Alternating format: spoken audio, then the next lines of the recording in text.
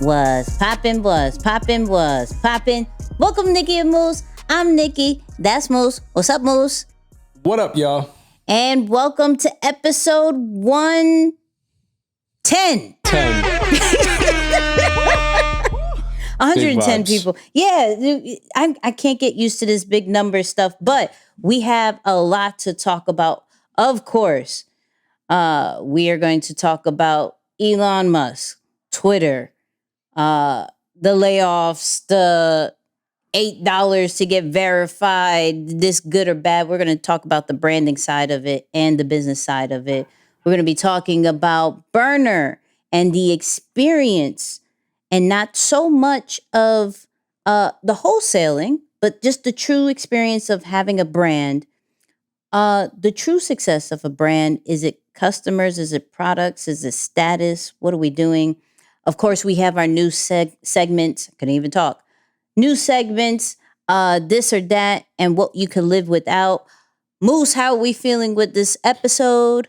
This feels like the business of people, right? And I know y'all gotta stay tapped into this, but there's a lot of business, but it's about people. So it's like the people of business, the business of people. Maybe that'll be the title. I don't know. Let's see. But I feel good about this.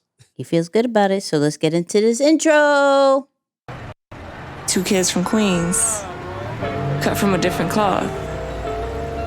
Now joining forces, helping you to elevate your personal brand. Yeah, I'm talking about Nicky and Moose, bringing you a never-before-seen perspective into the mindset, the mentality, the behaviors, the driving force.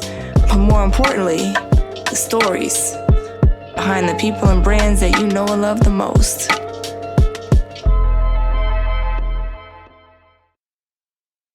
And of course, this episode is powered by ECAMM Live, the #1 all-in-one streaming platform that allows you not only to stream on all social media platforms, Twitter, Facebook, YouTube, the whole nine. You're also able to pre-record and act as if it's a produced show. So your transitions, your pictures, your audio isolation, that's all included with ECAMM Live. So if you want your 14-day trial, go to www.nickyandmoose.com/ECAMM. That's ECAMM. I almost forgot myself. To get your 14-day trial. That's it. It is. Moose, how are we feeling? Man, I'm feeling pretty good. You know, our pre-show convo was a little interesting. Okay. That put you in touch back with reality. Okay. But overall, I feel pretty good, man. Honestly, I've been tremendously blessed the last couple of months. Let me see what's new. I spent some time with the fam today. I almost said something that I'm.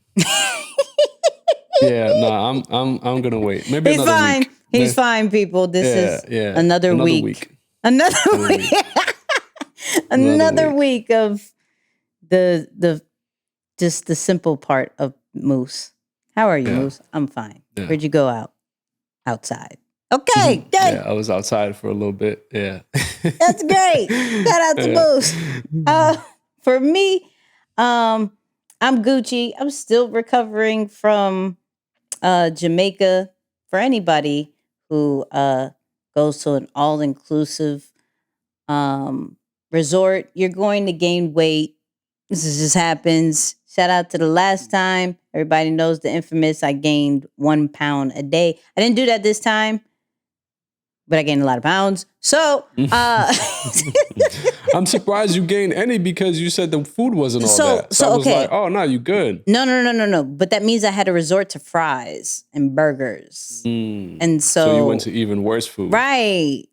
So it wasn't really good food, but I'm back to my normal weight. So we're good. So we're just chubby. We're not extremely chubby. We're just chubby. So we're good. We're awesome over here.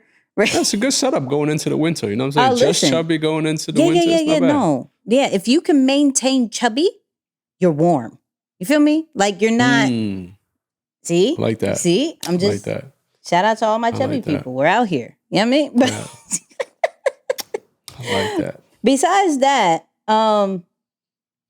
yeah, everything else is good. Everything else is good. I don't let things stress me out anymore. Shout out to the no stress people. Okay? I'm not Oh let man. nothing stress me out anymore. It's no point. It's just no point. Just people. Just no point. Just understand it. All right, so let's get into this episode. So, of course, we have our segment, What's Poppin', and it wouldn't be What's Poppin' if we're not talking about Twitter, this Elon Musk thing. So, from my side, everybody's been talking about, is Elon Musk going to charge for the blue check? For those people who don't know what the blue check is, it is the little check that says that you're verified. So that nobody says this is the fake account. This is the real account because you have the blue check, right? Now, Elon Musk is saying you're going to have to pay $8 for this blue check. So anybody who pays $8 can get a check. Now, that has brought up a lot of conversations based off, well, if anybody can get a blue check, if anybody paid this $8, what is so important, right? Why would you do this? Why would you pay for that? It actually devalues things. So I found a clip of where he's going with this situation and why he's charging people. And my thoughts changed a little bit if this is true. So let's listen and watch. What I'm trying to achieve with this sort of enabling everyone to be payment verified with Twitter Blue is to try to get as many people payment verified as possible. Part of it's revenue, part of it is payment authentication. And so if somebody, because there is a huge problem with spam and bots and trolls on Twitter, and organizations trying to manipulate public opinion, and just generally making the system worse. But I think that there is an answer to that, which is to get as many regular users of Twitter to be a subscriber for $8 a month. And you'll get a lot more than just the blue check mark for $8 a month, because now we can afford long form video, long audio podcasts, and we can also start sharing revenue with content creators, which is essential. So if that is all true, then I am for this. Now, not about necessarily a blue check, and it's not about being verified. It's all about the different features that it's going to allow you to do compared to what Twitter does now. Twitter allows you to do only about 2 minutes or so, except if you are like a special account, but 2 minutes or so for video, right? They have been talking about podcasting. They have been testing out that kind of situation. And of course, to pay creators, when Twitter isn't necessarily a revenue generating platform, they only get it from, like, let's say, big advertisers. But the problem with it is people are not feeling the Elon Musk leadership right now, right? And there has been a lot of celebrities and a lot of big brands that have either stopped advertising or got off the platform in just general because of this huge change.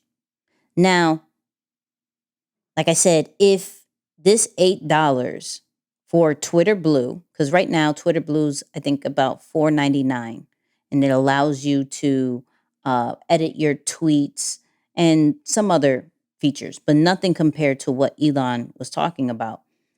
If the $8 allows you to have these different features and actually gets rid of the need of being verified, right? And I see the pros and cons of being verified, right? The stress and the want that society has to be verified, to where some people have been scammed to pay thousands of dollars, hundreds and thousands of dollars to get verified and get scammed off of it. And it's nothing that we can really tangibly hold. It's just a status vibe. And he's trying to say, yo, it's not about status anymore. Not on this platform. I find that okay, right? I don't find that bad.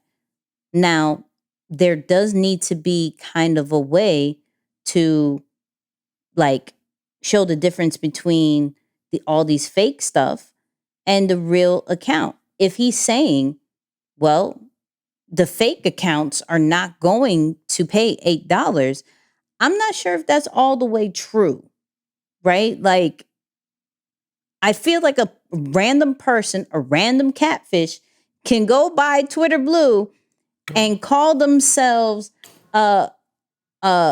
Nikki Saunders, and now there's two Nikki. You don't even know who's who, right? So I think there's some good, and then there's some huge concerns about this new Twitter Blue policy.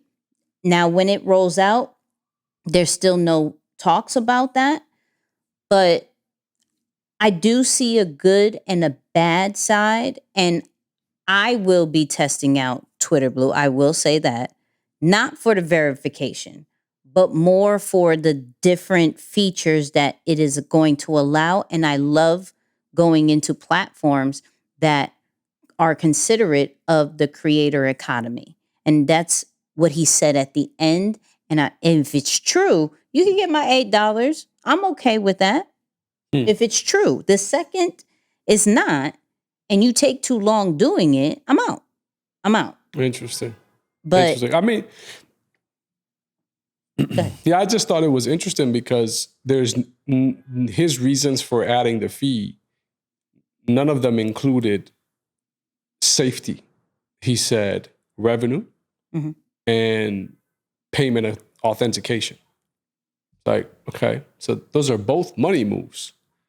They're not whatsoever related to protecting or making sure you get the. I don't understand how that will include. So I'm with you on that. Look, it's too early to speak, but I would have liked to see some form of security feature because you're right. $8 is not a big barrier where someone who's dedicated, especially, I don't know if you've seen some of these Netflix specials about people who catfish others online and steal hundreds and thousands of dollars. really, It's bananas. So it's like, that's a pretty small fee for some of these people who are looking at the catfish thing as a business. $8 to do this. That's an easy game for them. So right. yeah, I don't know. We gonna have to see. But I thought it was a little interesting. Obviously, on my end of things, of course, from a business standpoint, I gotta keep it right here and talk about Elon. But with him firing people, obviously is not the best thing to talk about, but it needs to be talked about because when you just search the term business news, it's the only thing that comes up. Right? So he tweeted something just a day before when we recorded this, which is Friday. And he said, regarding Twitter's reduction in force, unfortunately, there is no choice when the company is losing over $4 million a day. Everyone exited was offered 3 months of severance, which is 50% more than legally required. So he's let go of 50% of Twitter's staff in what is about, I think, 1 or 2 weeks since he's taken over the company, not to mention some of the other people he's fired, including the CEO. So he is letting people go left and right. Literally left and right.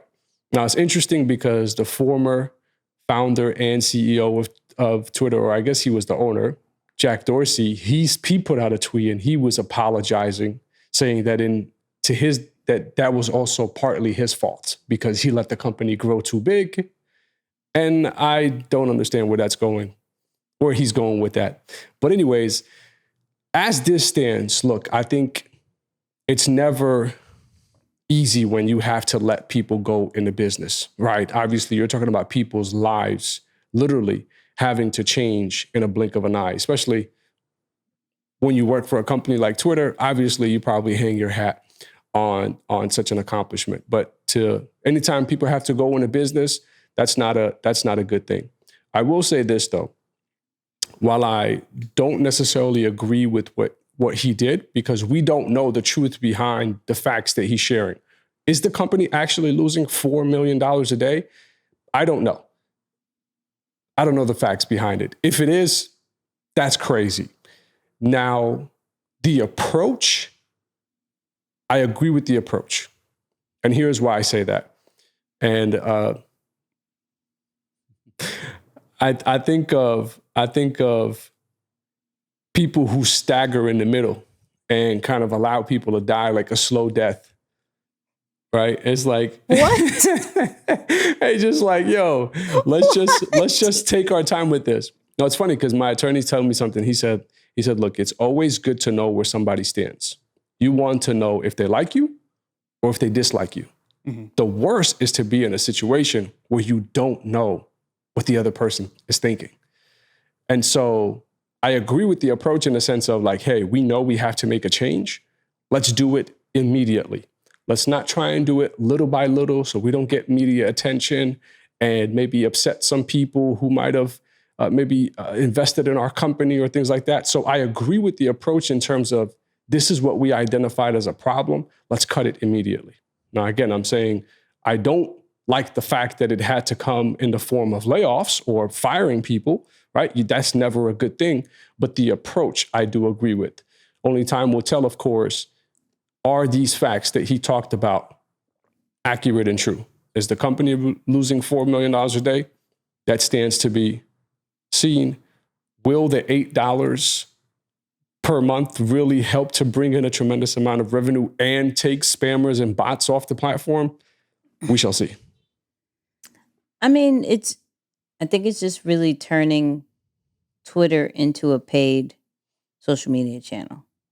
That's really all it is. If there's all these free platforms, you come over to Twitter, you're paying for it now. That's all he's turning it into. Am I agreeing of it? I ain't mad at it. It's a change we're not used to, right? I think my concern, and this is my true concern, is that if it honestly works, does that mean the other social media platforms will do the same? Need to go paid? Yeah. I won't be surprised. I think there was always a thought in early content creators' minds that this won't be free forever just because of how much money was tied to it. So it's like, there's no way it's going to remain free. There was a lot of doubt. And I think the fact that big platforms like Facebook, Instagram, even TikTok are completely free, it is a bit bananas. We'll see what happens. We shall see. All right, people, let's get into this new segment of things I could live without. So the first one, of course, paying for Twitter. Could you live without that, right? Is Twitter that deep for you that you will pay it? Or listen, you're not even interested. I don't even use Twitter anyways, right? So paying for Twitter. The second thing is Baskin Robbins bringing back turkey cake for Thanksgiving. What? Like literally a cake that is a turkey is coming back.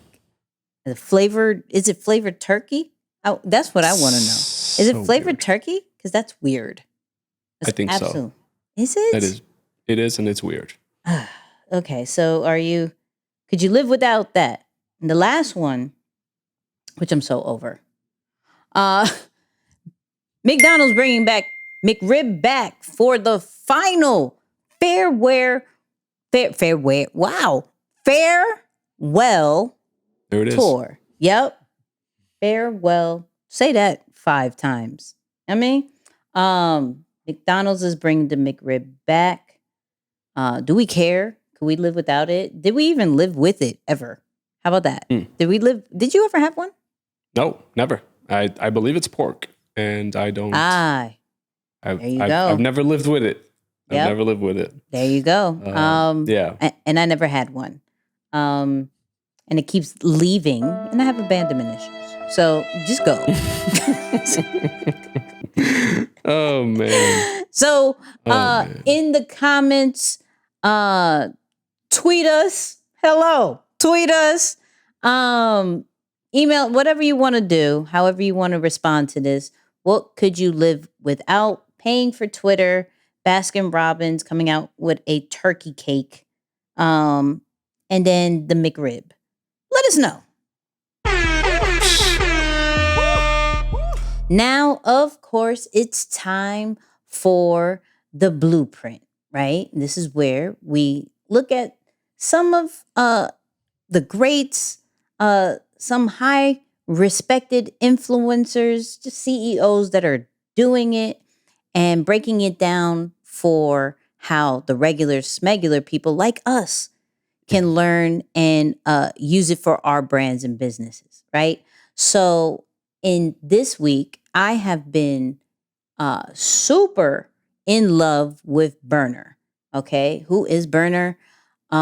He is now, according to Forbes, I believe, but he is now in the top 5 most paid hip hop individuals. Okay, so we had, of course, Jay-Z, Diddy, Ye, but he came in number 4. Berner came in number 4, and Dr. Dre was number 5. So this is all because of cannabis, people, right? But we're not going to focus on that. So don't think that we're going like, oh, y'all weed show right now. No, not that. But I could respect taking something that is so not popular to most and turning it into such a successful business that Forbes got to pay attention to you now. That they gotta talk about this. Did you know? And I was watching. Shout out to EYL. I was watching the EYL interview. Did you know that when you do business in the cannabis world, you cannot do tax write-offs? Really? Yes. So all the business expense and everything like that, the marijuana business isn't as profitable as we may think because you can't write off none of that. It's part of a law. Interesting. I'm learning new It's things. gotta be a real hobby then if that's the case. Listen, you got to find creative ways, and this is what Berner has done: is found creative ways to make money. Now, in this segment, he's talking about the experience. So I think when we look at products and wanting to get it out to the masses, do we keep it within house or do we do things like wholesaling? And his answer to it and how he goes about cookies, which he just put a flagship store in New York just recently, I think a couple of days ago, depending when you listen to this. Huge success, and it was all merch, right? And but his experience and what he wants people to go through when they go into a cookie store is really dope. So let's listen to it. So many big stores open up with just a TV screen with the menu there, and you're like, I got to pick off that. Nah, the way it works at Cookies is you come in, you got a bud tender that's with you when you walk in. They walk you around, they explain any questions you have, they answer, they kind of show you what they recommend, and then you get sent off to a register to go purchase. So what we try to do now is, instead of wholesaling to a bunch of stores, let's say we go to New York, for instance, right? If I put a Cookies flagship right here, I kind of look at it like a Nike town, right? Then I'll pick across the state, different areas that we're not in, I'll put a corner. We call it the Cookies corner. So we hire our own employees to represent that corner.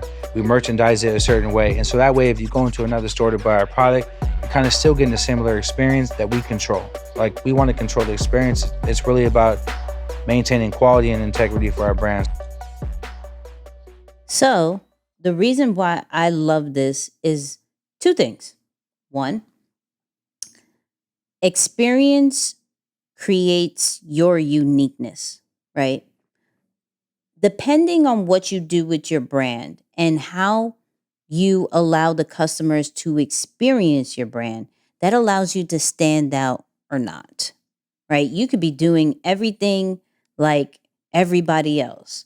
The main reason why, like a brick and mortar, when a brand has a brick and mortar and an online store, where the brick and mortar can kind of suffer sometimes because there's not a unique experience between the two. If I could buy it online, I'm going to buy it online.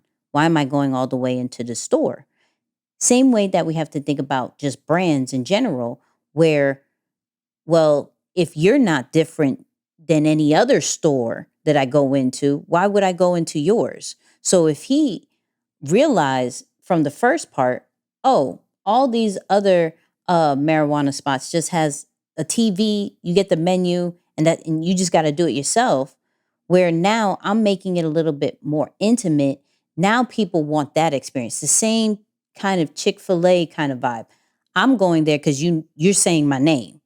Yeah, I'm not just a number, right? You're asking me how I am, everything like that. It's more personal, right? Whereas the other spots, number 354, and I already threw out the receipt. I have no clue that this is my order, right? So experience creates uniqueness, which allows us to stand out, right? So that's one part. Two, the not needing to do the wholesale completely, but when I do, I have full control like it's mine. That, when I heard that, he's like, yeah, we do the wholesale, but we still, like, we don't need to. I'm going to partner over here, and I'm going to put the pillows, the merch, the sign, and everything. You're going to think it's a cookie store, but it's not. But you're going to think it is, right? And it doesn't just allow anybody to go into a place and be like, okay, let me get this cookies brand. Let me get this, let me get that. Like, if it's not the experience, they don't want it.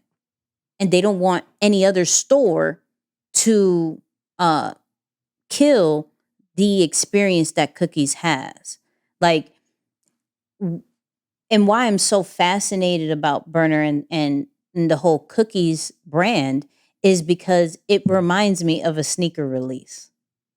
Because when there is a new strand that comes out, there's a line. When there's a new store, there's a line. He was explaining that, there was a line for like 3 days in Miami. He brought up the tattoo person. People were getting cookies, tattoos while they were waiting in line. Like, Wow. It was just some super crazy, right? And like I said, like, this, first off, minority who is the leading person in the marijuana business right now, one, says a lot, and hence why we're covering it, right? We're not covering anybody else in this. He is the top 5 most wealthiest hip hop person because of marijuana. That's crazy. But the attention to detail that he does when it comes to cookies, when it comes to, like, okay, it was merch first, but we can't trademark cookies because, they don't allow you to do that with marijuana. So we're going to do that with merch. We're going to be able to brand. People weren't branding because this was done in like 2007, 2008. There weren't people that was finding a colorway, putting a logo on it, and just branding themselves. They were just, having a bunch of bags because he comes from the medical side of marijuana, right? And whatever you may think about it, this is not going back and forth about it, but I think looking at the unique experience that he's done with this can teach us are we bringing an experience in our own brand? Like, do we have enough control of our brand that no matter where it goes, it has our stamp on it, it has our experience, it has the consideration of the customers and how they receive it in mind at all times. I love it. I went a little rant. I apologize. I just feel very passionate about this because to see something like that has been going through ups and downs of legal situations, and for it to be so successful, done by a Hispanic, I'm so happy. Yeah, it's crazy because I really didn't know much about him until, you mentioned the podcast or the episode today. And the part that I liked the most is what you talked about, how he was able to get was it the copyright? How did trademark?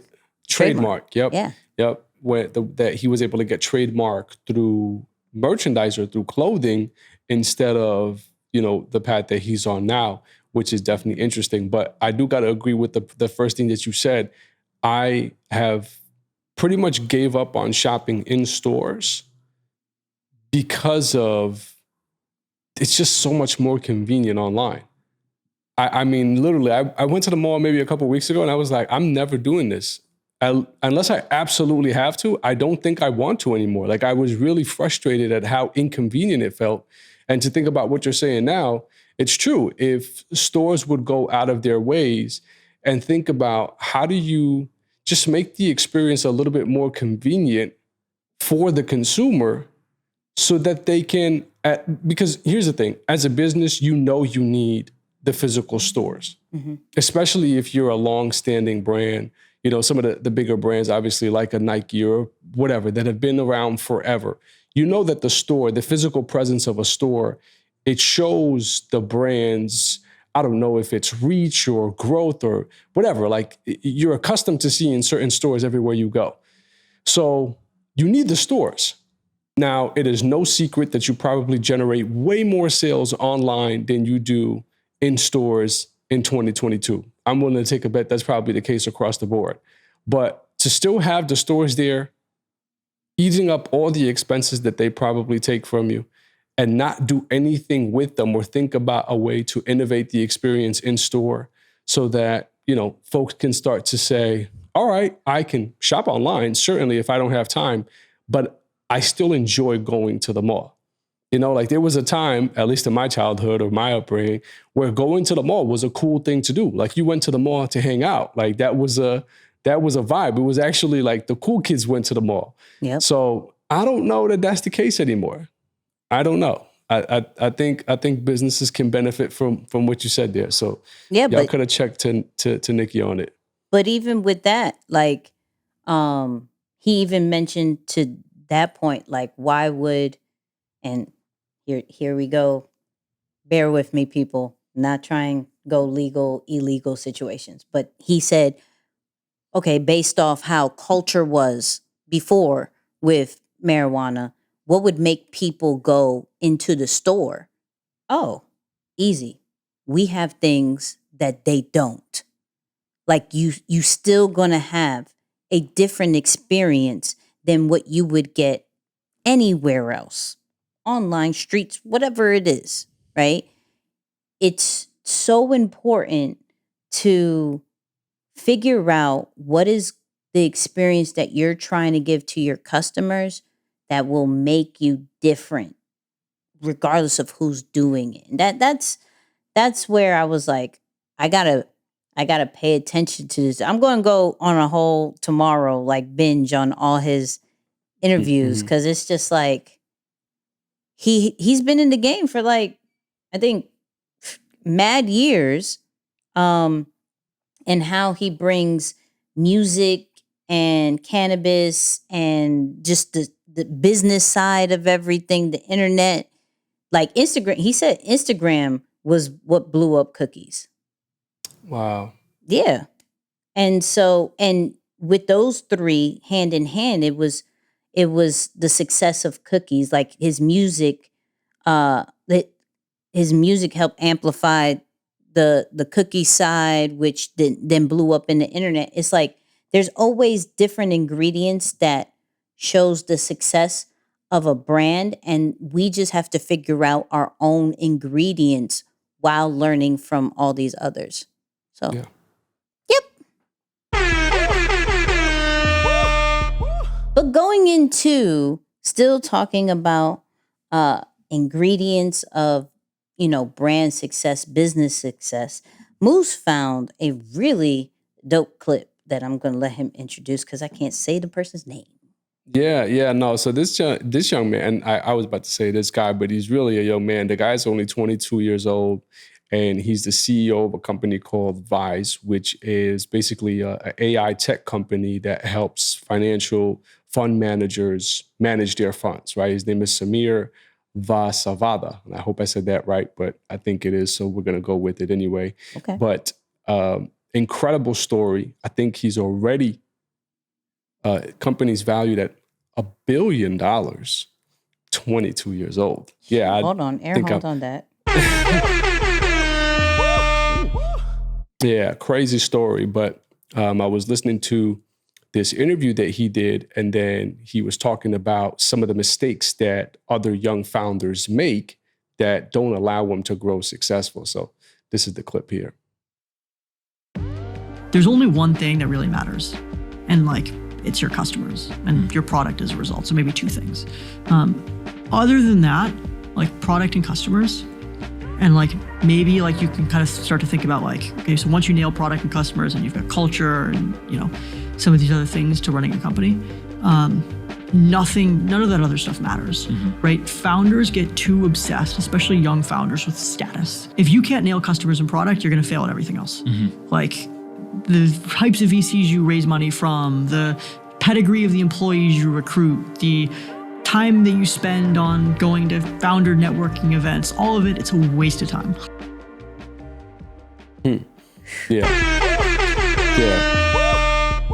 That's powerful, and I think it's a very good reminder for what really matters in business today. And I think on our live last week, or a couple of weeks ago, we talked about the difference between branding and marketing. And, we were talking about how marketing a lot of times is used to bring attention. And we understand, of course, that every business needs some level of attention to convert that into traffic and get eyes on their product. Some of the biggest CEOs, when you think of Elon and even, say, Donald Trump and some of these other people, one of the things that they're really good at is being able to capture attention and shift that attention toward their company so that people are always thinking about their brand. It some way, somehow gets them thinking about it. But I love what he's talking about here because, mind you, it's different when you start talking about startup and venture capital in that world. It's slightly, yes, it has the same mentality of entrepreneurship, but it's different because it's almost the corporate route of entrepreneurship, if you will. I think that's the best way to describe it. It's the corporate route of entrepreneurship because you still need big backing to be able to go and take your idea, your product, your service, your technology mainstream, right? It's not just trying to create something that you can manipulate any which way and build it and grow it as you wish. You need the backing because one of the main secret ingredients is to be able to grow incredibly fast. All right, it's funny. There was actually someone not a couple of months ago, it might have been actually around this time last year, and Carl was in on this conversation. He too is also a tech billionaire. And we sat with this guy and he was giving us basically, he had started a big company with one of his college roommates and made an exit after, I think, 10 or 12 years. Got big evaluation, took a lot of money home. And he was telling us that. Did I ever tell you about this? I think so. Yeah. It's coming back a little bit. Yeah. So interestingly enough, he was telling us that one of the main things about building in that world is you want to build fast, you want to build quietly, because by the time you get discovered, you want to be so far ahead of the competition that no one can catch up with you and really compete with you. That was kind of like one of the main thoughts behind how he looked at the venture world, right? And so when you listen to what Samir is saying, and you talk about one of the biggest upsets or downfalls that stop you from really growing your business to where it's supposed to be. It's you're getting distracted. You're allowing the status, the nice car, all these other things to capture your attention. And that takes away from the main thing that you should be doing. So imagine this. You take this billionaire's advice around build fast, build quietly so that you could jump so far ahead that by the time people find out about you, you're too far down the runway for them to catch up. Versus what happens here where you're getting the attention, but your product isn't as good enough. Or you're getting the attention from, whatever you're posting online or sharing with the world, but you're not just as successful, or you're not ready, right, to handle the attention that or whatever the issues that come with that type of attention. So I like what he's saying. Focus on your customers and your product. And at the end of the day, you can't have a bad business making those two things, one of your core focus, of course. Now, I would say the thing that I got out of this was more, we have to remember that our brand isn't about us, right? Like our business isn't about us. Like when he pointed out that, people do it for the status. And, I have to blame, as much as I love social media, I have to blame people like Elon Musk and things like that, to where it's more of you become a celebrity depending on how successful your business is, right? If you have a successful business, you're Gucci. Like you're going to be up there that people admire, and they're, that's something that people seek for, especially the validation side. But we have to remember that that means nothing if our customers are not happy and if our products suck, right? So it's, and the fact that the dude is so young with $1 billion company, I'm gonna listen. I'm gonna listen. Like, okay, he even said culture was like third or something, right? Mm-hmm. Not even the people who work with you, the team and everything. It's like customers, products, the team and all that other stuff that could come a little bit later. But these two, they're not good. So you gotta put priorities into it, right? You gotta understand that our business is not about us and about the status that we could possibly get. If we get it, cool. But if not, are our customers happy? Are they talking about it? Are they our marketing team that we're not paying for? Is the product good? Can it live on its own? Like, once again, people talking about it because it's so good, right? Or so convenient, right? These are things we just have to consider. And consider those things if you want a successful business. True. Now, the conversation I've kind of been waiting for in the segment of this or that. Getting paid what you're worth, or getting paid less to be on a guaranteed team. Interesting. You like this, right? So, I was watching Drink Champs. Yes, I still watch Drink Champs, despite of all the things that has happened, right? And they had Derek Jeter on, and Nori said something that sparked this conversation, this or that of, getting paid what you're worth, or getting paid with a higher price, or guaranteeing yourself on the winning team. So let's talk about it. I got more money, an offer over here. And Leo Combs said, but this is Def Jam. You're gonna sell more with me. So I don't care who gives you another offer. And I didn't know Def Jam was biting off of the Yankees. And then that was their explanation. You with the Yankees. So it's like, damn, they almost make you pay less to be with the winning team. Makes sense, though.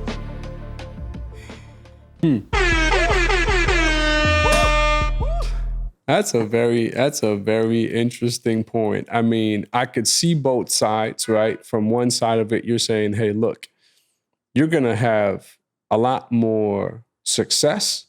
You're going to have a lot more exposure.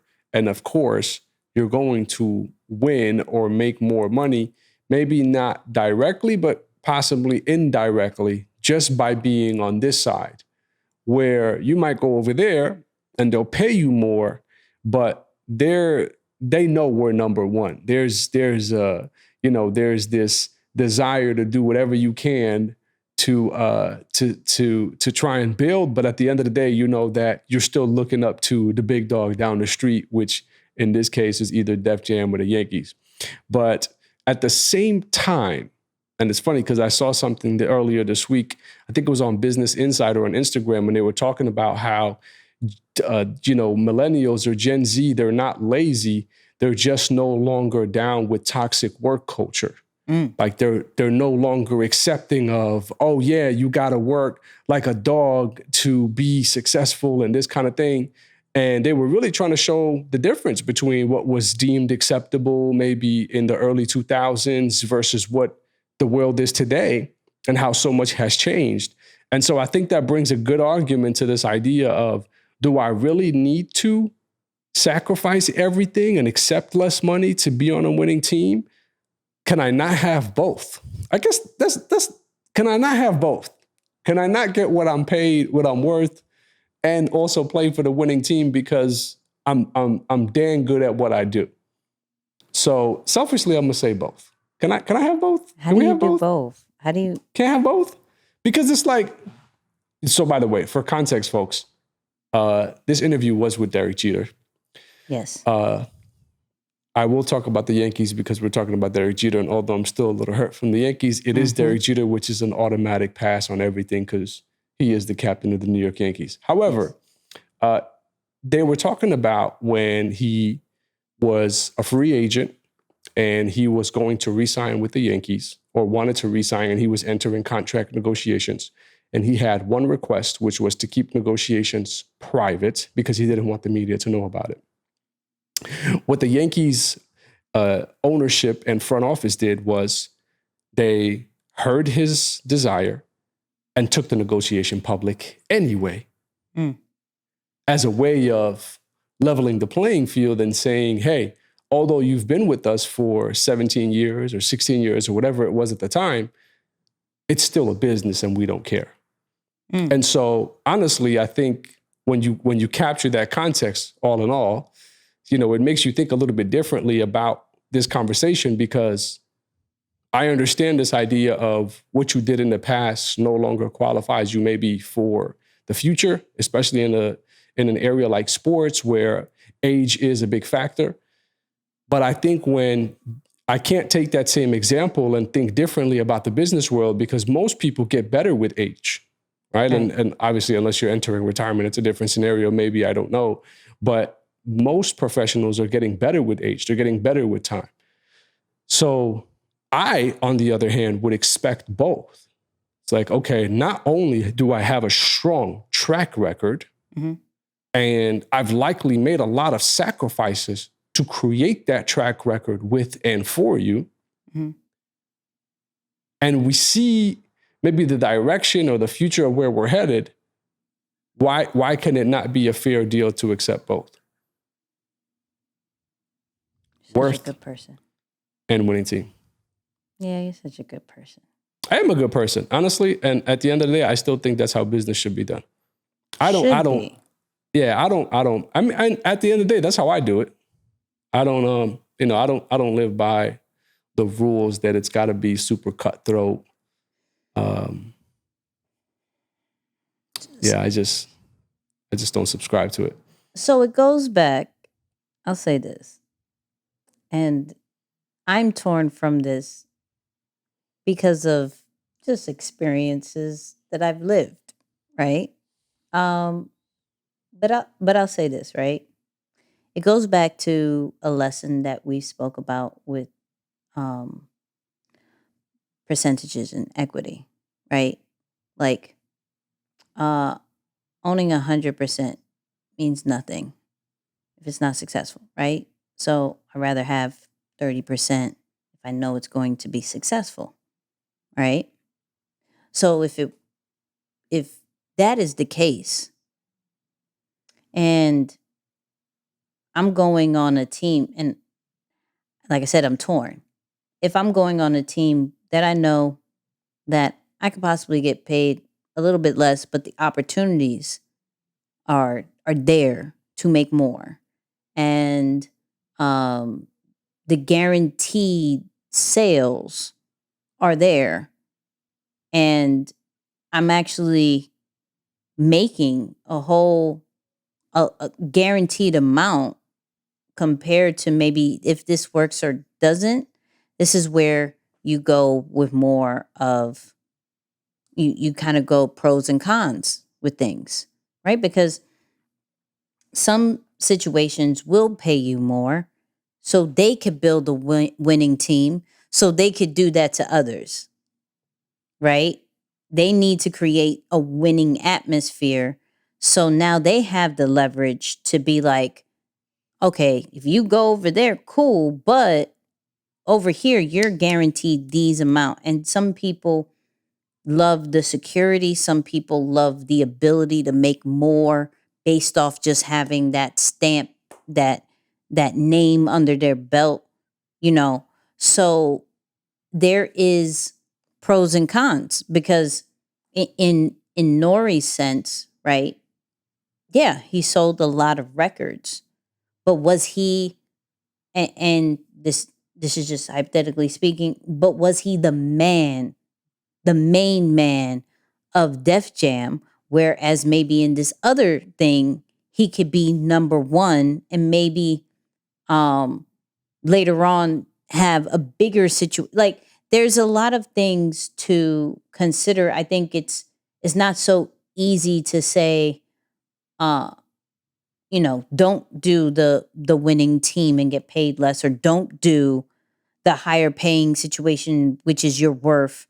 Like, you really have to look at each scenario and the pros and cons and what is going to be best for you in the long term, and not just in right now, right? Because some people will get caught up in the money. Like, oh, you about to give me this fat check? Great, right? But over here, if I wait a little bit longer, I'm guaranteed this for life or something, right? So I think it's a situation basis, because I've done both, and I've gotten hurt in both, and I've done very well with both, right?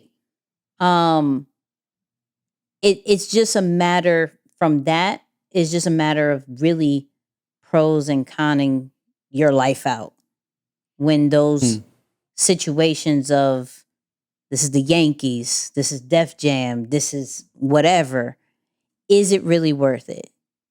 If it is, cool.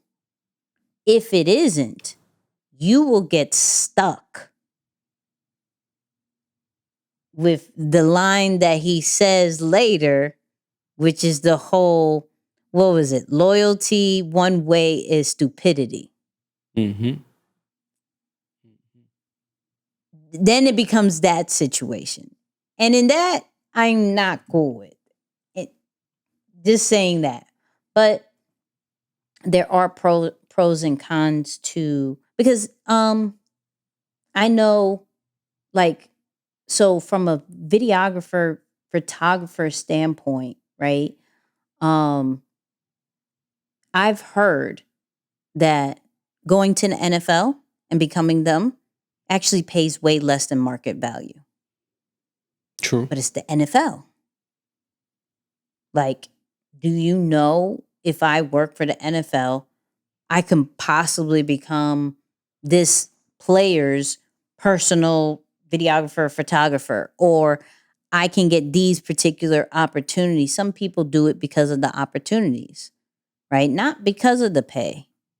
And some people do it for the guaranteed, like Nori, the guaranteed sales. I'm guaranteed to be on the charts. I'm guaranteed this certain amount. If you are more about security, or if you are a risk taker, like it goes to personality, it goes to what is the best. It's just, I don't know. I think differently on this one, man, because I think it's not about security or a risk taker. Let me not say it that way. Okay. It's more about how much are you willing to bet on yourself? I think it comes down more to that. Yeah. You know, I don't know if you remember, and I'm sure you do, there was a clip with Nipsey where he talked about advice that he got from Ross. Yes. And he was saying, I don't want anything more than I'm worth. I don't want anything less than I'm worth. Yeah. I want the true value of what I'm worth. Mm-hmm. And to me, that was the combination of betting on yourself and still walking with integrity, because I'm not trying to rob from the market or from the other side just because I can get over on this person. Mm-hmm. I'll tell you a crazy story. There was a time where, like in my consulting and advising business, I was starting to learn the game around, I guess what you can call, let's just say the equity game, mm-hmm. right? And I was trying to justify the value around my contributions into a particular business and the money that I was getting paid for. Mm-hmm. And my personal thought was, I don't want to count the cost or consider the pay and give effort based on how much I'm getting compensated, because that goes against who I am. I don't like to be involved in something and in the back of my mind, there is contracts lingering, pay disputes lingering.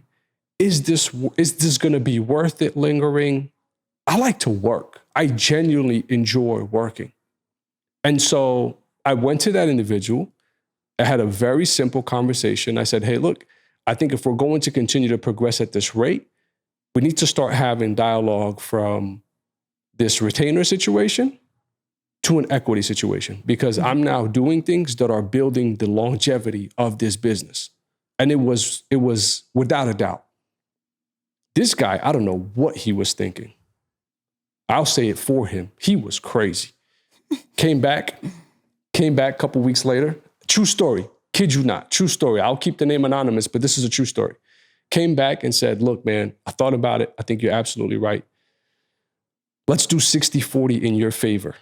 I said, bro, are you crazy? I said, are you out of your mind? Do you understand what that means for you to give me 60% of your business for me to be involved in it? Mm-hmm. I said, absolutely not. Turn down the offer, Nix. I turned down the offer. Why? Because it goes against my values. I'm a man of integrity. I'm not going to accept 60% of your business for me to work passively in it, or even for me to help you grow it. That's not right. In all fairness, at the time, although I know I was doing more and I deserve more than what I was getting at the time, I did not deserve 60%. I'm not going to say that in other cases, that's not different, because there's some other cases where I might need 90% in some other cases. Talk that talk. No, I'm just kidding. But in that particular case, 60% was not what I was worth. It was just the honest truth. And as I bring this whole thing full circle, it's like, yo, I think it just comes down to that. We should not, especially people from our era and our generation, and I keep going back to that term, first generation entrepreneurs, we should not get suckered into thinking that, oh, because you're tied to this brand, you got to accept less. I think it should be a situation of both. Mm-hmm. You get me. So just like I'm associated with you, you're associated with me. Mm-hmm. You get to say, yo, this dude is on my team. Oh, she's on my, Nikki? Yeah, she's on my team. Mm-hmm. You know, the one that no one can get to work for? Guess what? She's on my team. You get to say that too.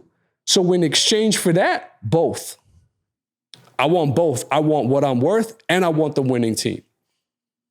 He's talking spicy, people. Talking spicy. I'm getting on the factual side now. He's talking spicy, people. I'm actually scared. Want the I will say, facts. shout out to the person who you say is crazy, because I think that was fair, because maybe the dude was thinking about the future and understanding your work ethic and knowing that because of you, the business would be truly successful based off what you do. So maybe the dude was just looking in the future and understanding the true worth that you have. So I don't think he was crazy.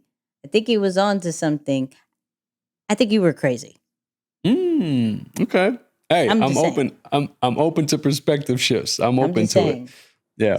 Because I can understand. I can understand.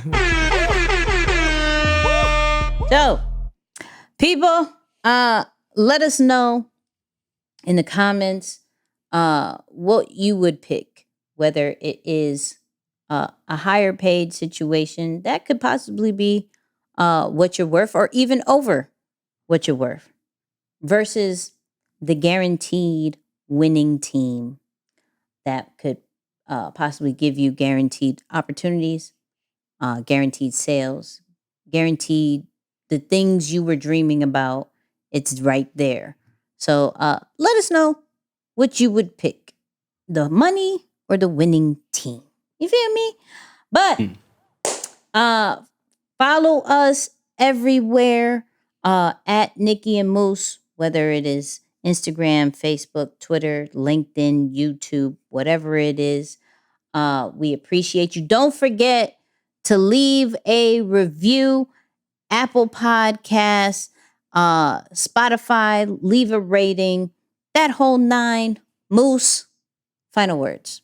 Yeah, real quick. I mean, I'll give you 2 parts to final words. Part 1, you can have both.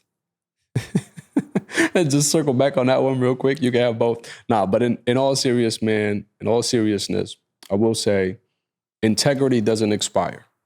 But I think it's hard to mess up someone's name who's always lived with integrity. So live with integrity.